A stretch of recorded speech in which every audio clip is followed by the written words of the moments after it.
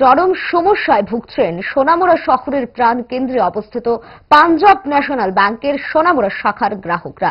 দ্রুত সমস্যা নিরসনের দাবিতে শাখা সঞ্চালক গৌরব চৌধুরীর ডেপুটেশনে মিলিত হল গ্রাহকরা জানান, সোনামুড়া শহরের প্রাণকেন্দ্রে একটি এটিএম নেই উক্ত শাখার।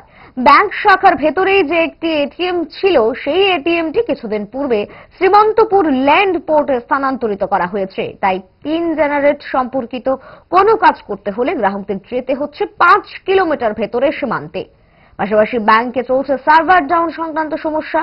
তাই টাকা লেনদেনের থেকে শুরু করে পাসবই আপডেট ইত্যাদি নানা বিষয়ে চরম সমস্যার শিকার হচ্ছে গ্রাহকরা। গ্রাহকদের অভিযোগ পেয়ে ব্যাংক ম্যানেজার দ্রুত সমস্যার সমাধানে সচেষ্ট হবেন বলেই আশ্বস্ত করেছেন।